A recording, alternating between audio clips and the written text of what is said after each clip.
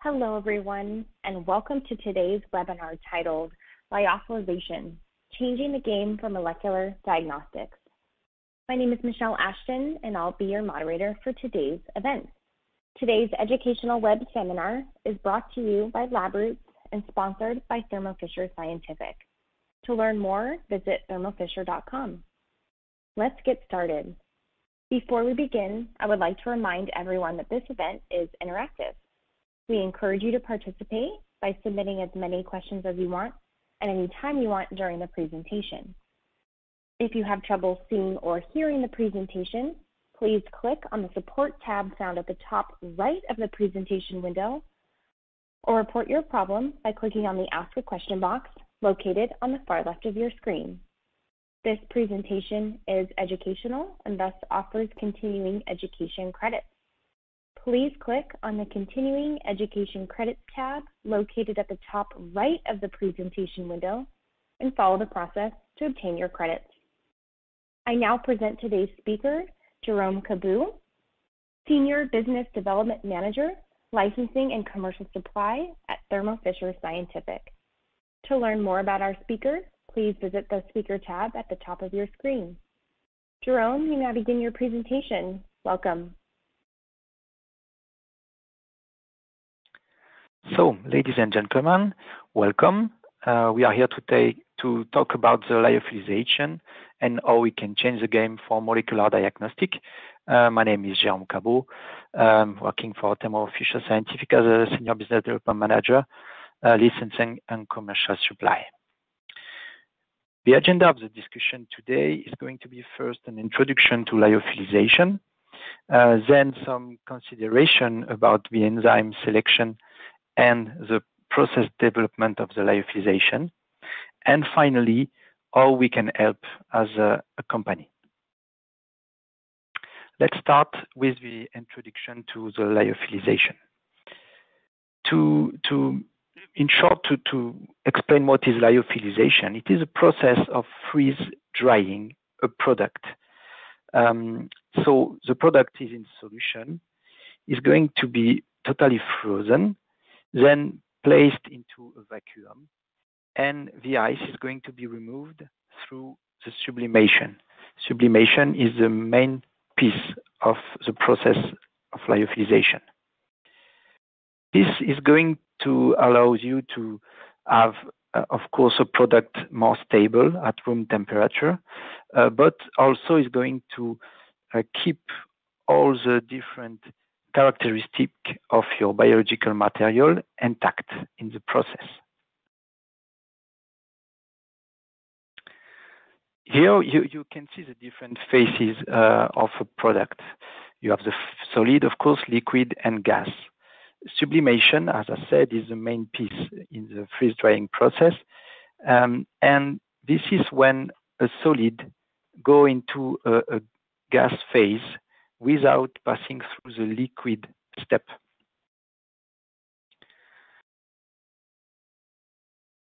You have to consider two interesting points here. The triple point, this is the pressure and temperature where a molecule can be in solid, liquid, and gas phase, and also the critical point.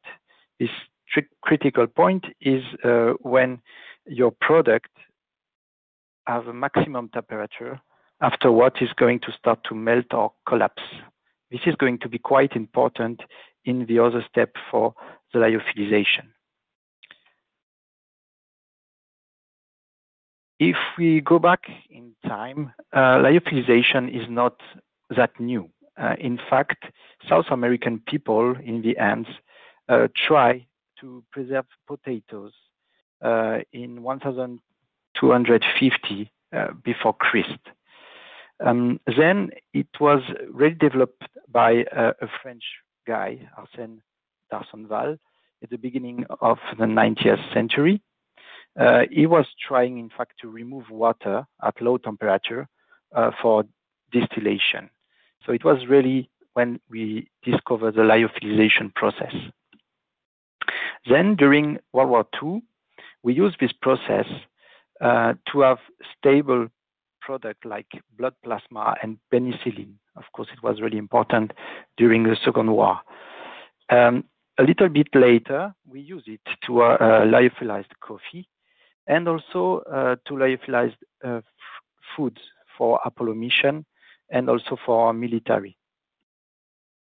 More recently, in the 90s, lyophilization was used in the pharmaceutical and biotechnology market for drug and vaccine development. Nowadays, it is used in many different molecular assays. And of course, it's really interesting because of the speed and accuracy needed by molecular diagnostic assays. The new platform for molecular diagnostic on the market are very often now easy to use and fully automated to have something like sample to answers tools. You can use it for different disease like infectious disease, any kind of genetic testing, prenatal, oncology, and many other use.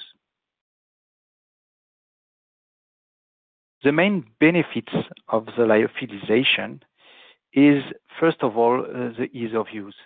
When you have a lyophilized product, you are going to reduce the chance of pipetting errors, and you don't need fully trained people to do the test. Of course, it's going to eliminate some costs like cold chain shipping, and it can help to reduce globally the cost of your solution. Then it will allow you to have a stable product at room temperature and very often extend the life of your product. That could be, of course, really interesting. Then, last point is the sensitivity of your assay. As you are going to have more room for your sample, you can detect and have a test that is going to be more sensitive than the classical wet format. But of course, in doing this lyophilization, you can have different kind of challenges. The main one, of course, has to start with excipient selection and formulation. We will go back on this later in the presentation, but of course, selecting those are really, really important. Second point is also the choose of your enzymes. You have to understand that not all the enzymes are the same. And choosing the best one is going to be a very important point. To do the lyophilization, you don't want to have glycerol into your enzymes, so it's going to be very, very important in your decision. Then the design of your primers is going to be also very, very important because, as you can understand, when you are doing the lyophilization steps, it can change the way your primers are going to work. On other consideration, if you would like to develop your process in-house, you may have to invest massively into lyophilizators, and it can be quite costly. And also, everything related to process development is going to be very important. Now, let's continue with some consideration about the enzyme selection. A very important thing to know is that your assay is only as good as your enzyme. This means that not all the enzymes are the same, and you need to consider very high-performing enzymes to have a better assay. So looking at the sensitivity, processivity, the inhibitor tolerance, thermostability, all those characteristics are very, very good to check before creating your assay. Having some enzymes with low DNA contamination is also very important because it could interfere with your results, of course.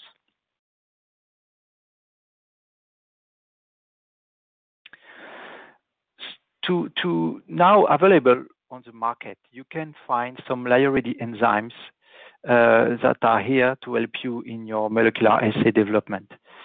Having a Lyo-ready enzyme means that you will have very low content in glycerol. in your enzyme. But for us, it's not only going down in glycerol, it's also doing some optimization and be sure that your enzyme is going to have the same sensitivity, processivity, and all the characteristics they have when they are in presence of glycerol. To do so, we have to do, of course, some optimization, and our solution available are optimized enzyme.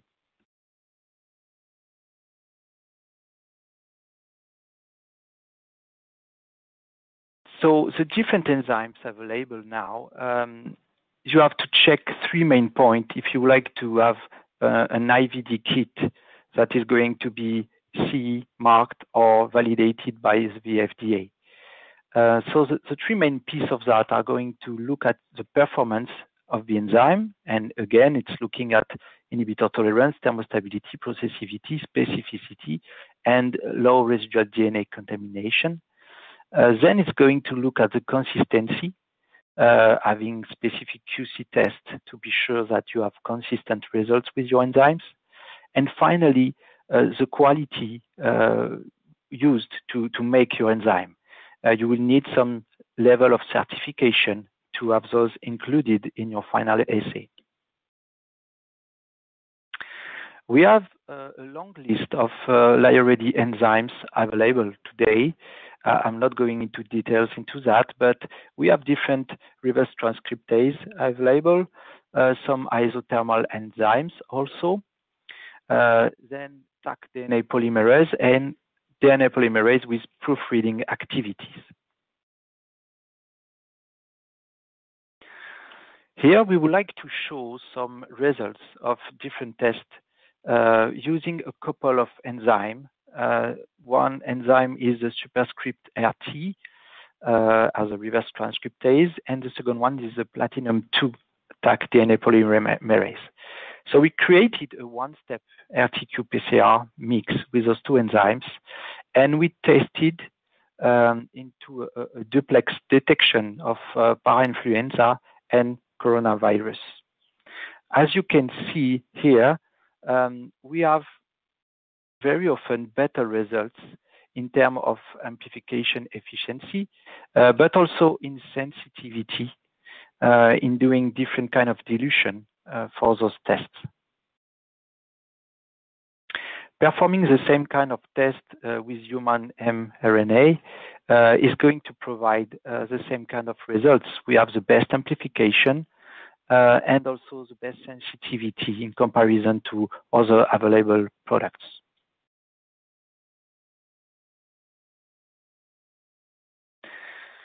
With coronavirus, there is a big need for a very fast testing. And this created a big call for new solution like loop-mediated isothermal amplification or LAMP-PCR. Here you can find that we developed some solution and we have available now some DNA polymerase for LAMP, but also RT enzymes and many different enzymes, other products, like cybergreen or cyto16 for the colorimetric readout of LAMP detection.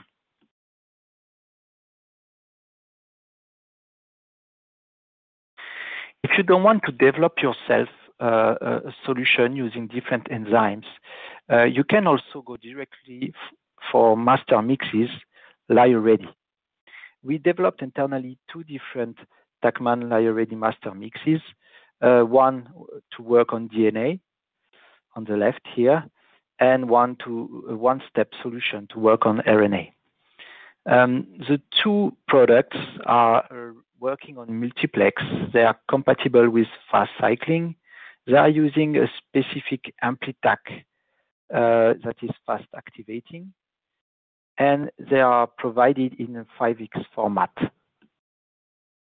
We have different options for those products with or without rocks, and also different pack size if you need specification and also customization of this solution. Doing some tests with TaqMan Iyo-ready one-step qPCR master mix, we compare it with one of our best sellers, the TaqMan Fast virus, and we did that in simplex on the left and also in triplex on the right. Here you can see that we obtain at least the same results and sometimes even better results using the Lyo-ready version of the product in comparison to the classical TaqMan Fast virus. Then doing some testing, again, in comparing the Lyo-ready one-step RT-qPCR master mix and the TaqMan Fast virus, you can see here that on different kind of targets, we obtain the same kind of results, and the two master mixes are working in the same way. Now, let's go for some consideration around the process development of the lyophilization.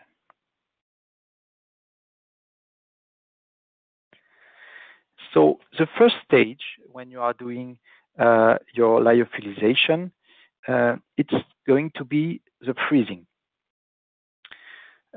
So this freezing step is going to be, of course, really important, and you may have to optimize this, and you are going to create a solid phase of your product.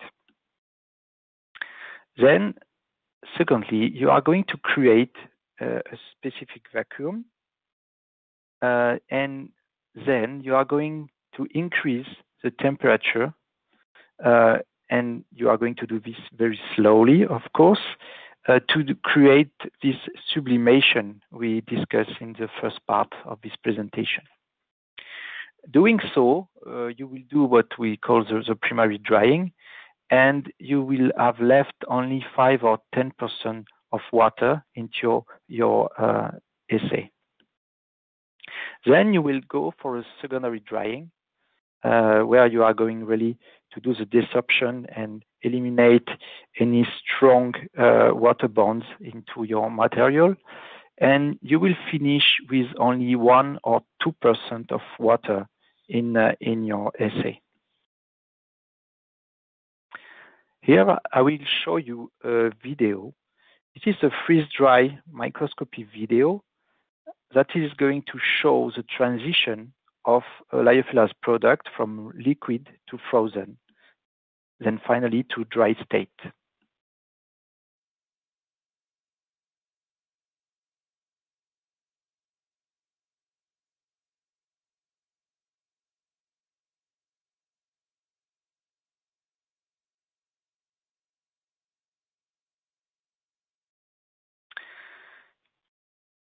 At the end of this video, you can see that your assay is going to collapse.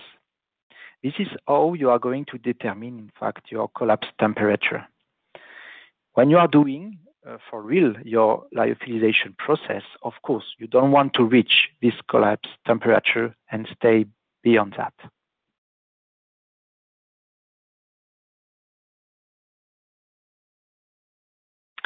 Now, to do the lyophilization, you will need different kind of components. One component, and the first one that we are going to see, is the excipient.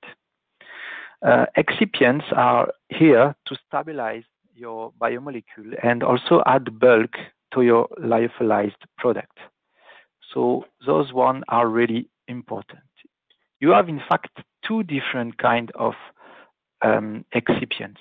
You have the cryoprotectants and then the lyoprotectants. The cryoprotectants are here to stabilize your structure, in fact, and protect your biological material. The lyoprotectants are here to protect your material from the dehydration. We are not going to see into details all the different possible category here, but you have to know that sugars are very often used and are very effective because they can act as cryo and lyoprotectants. Other really important pieces in your assay are going to be the buffers, the bulking agents, and the surfactant. The buffers, as all the buffers, are here to prevent any big pH change into your product. So you can choose different buffers here, and it's recommended to use low concentration of different kind of buffers to find the best one.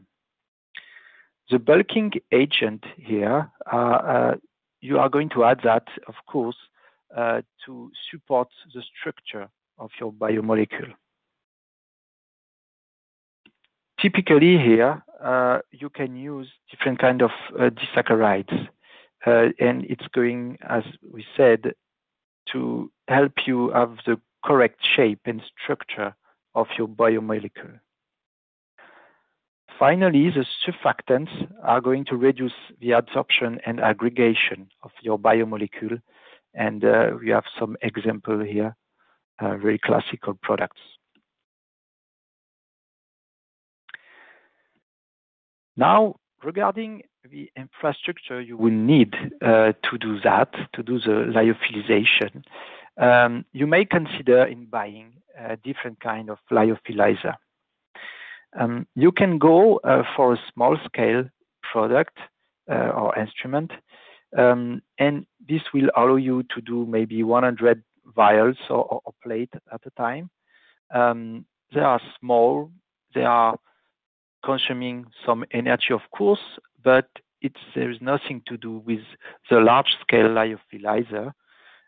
In those big ones, you can do thousands of vials or plate in one cycle, but of course they are really, really more expensive, and they are using a lot, much more energy. So it's really important if you consider to do the lyophilization yourself, to be sure that you have correct infrastructure and you are ready to pay for very expensive instrument to do so.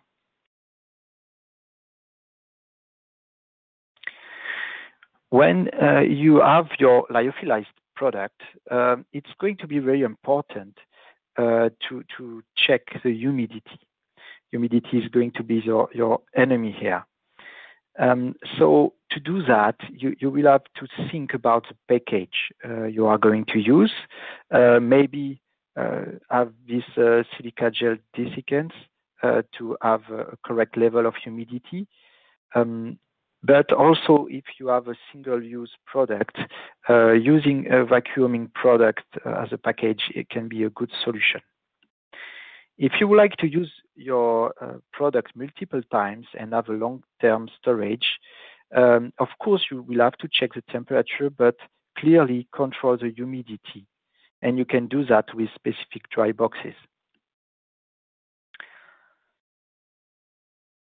Every step, in fact, of the lyophilized assay journey post the lyophilization must be really carefully looked and be sure that you will have the best product and solution to check humidity all along the way.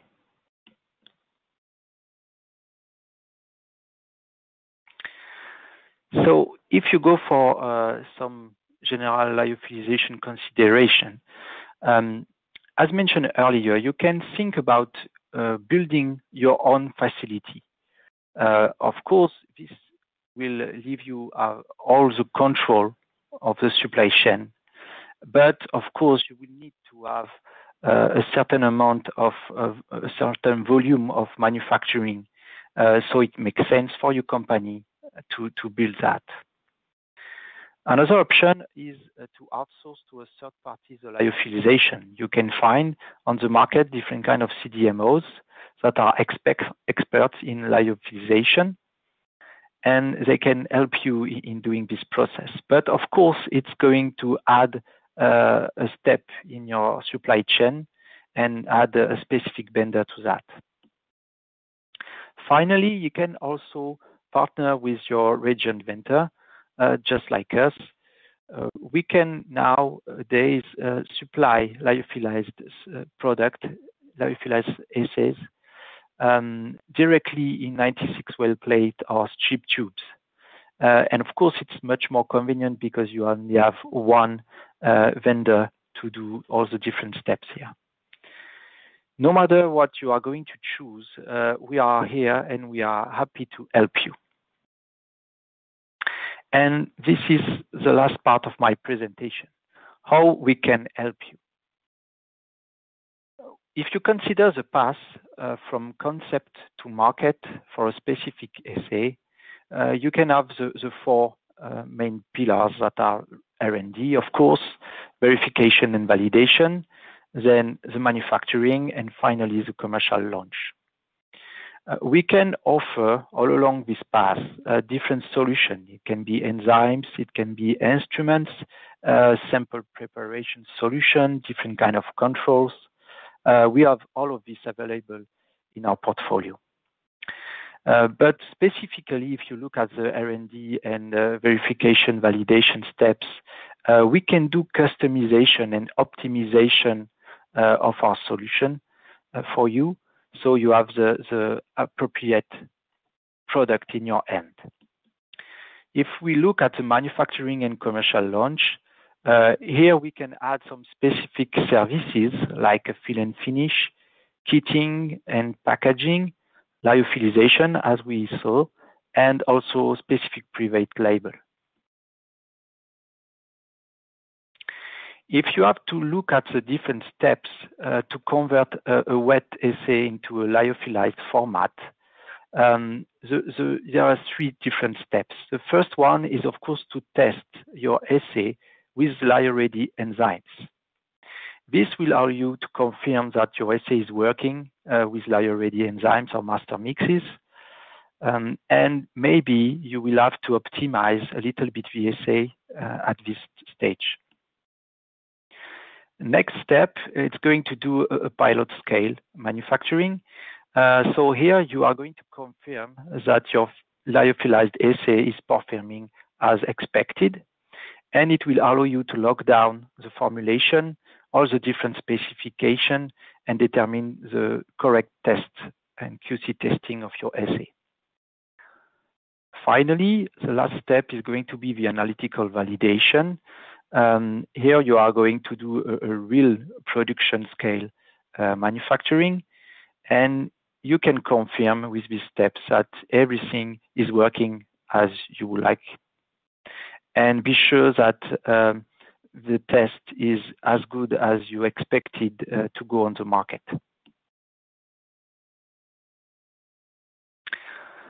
Finally, I would like to mention again that we can now provide some lyophilization services, meaning that we can take different kind of Lyo-ready reagent, adding specific excipient we developed internally, and add primers and probes to do single or multiplex assays and do the lyophilization.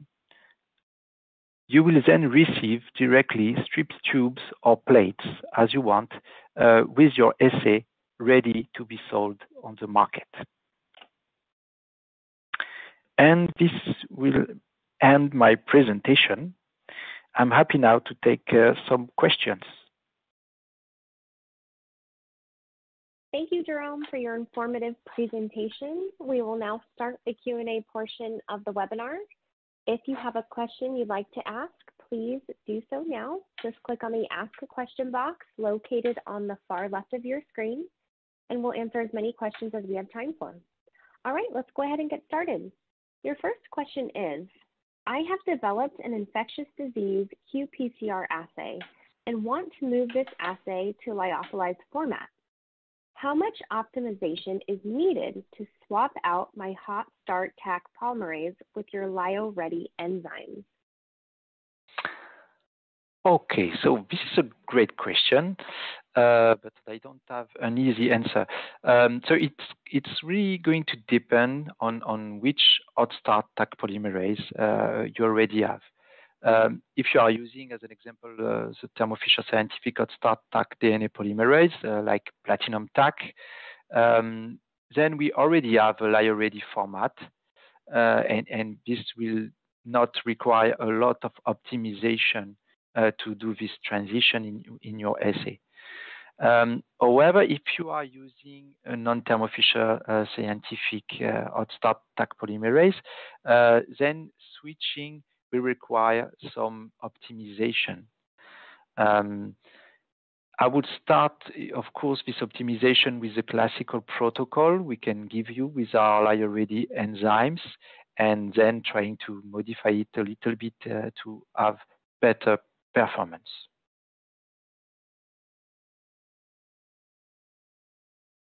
Okay, your next question is, I currently have an assay in liquid format. How exactly could you help to transition this to a lyophilized format? So we can help you in different ways, but the first thing to do is, of course, to find the Lyo-ready enzymes or different kind of reagents that can be used to change from your actual liquid format. So you can do some testing in a wet format with those Lyo-ready enzymes or reagents. And if you have good results, then it's over. You can try to do the lyophilization and see the results. If you see that you need to adjust a little bit, we can go and discuss with our R&D, and we can help you to troubleshoot and optimize your assay to have the better results.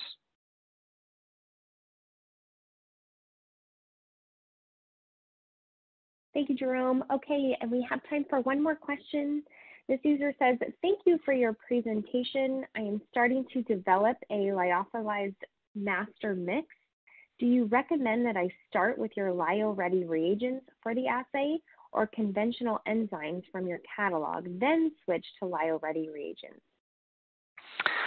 Okay, if you are planning to develop a lyophilized assay, there is no need, and I don't think it's interesting to develop it with classical enzymes containing glycerol. I would really recommend to start the development of your master mix with Lyo-ready reagent, do all the optimization of the assay in a wet format, and then continue and do the lyophilization. All of our Lyo-ready reagents comes with a protocol, and it's going to help you to start in this process. And we have, as you saw, a wide range of enzymes available. So if you would like to test some of them, let us know, and we are happy to send you some samples for an evaluation.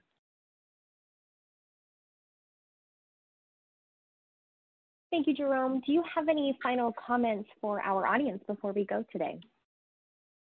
Well, I just would like to thank you, thanks everybody, and just let everybody know that we are more than happy to work and help you in your lyophilization process. And thank you again for your time today and your important research. We would also like to thank Labbers and our sponsor, Thermo Fisher Scientific, for underwriting today's educational webcast. Before we go, I'd like to thank the audience for joining us today and for their interesting questions. Questions we did not have time for today and those submitted during the on-demand period will be addressed by the speaker via the contact information you provided at the time of registration. This webcast can be viewed on demand, and Labbers will alert you via email when it's available for replay. We encourage you to share that email with your colleagues who may have missed today's event. Until next time, goodbye.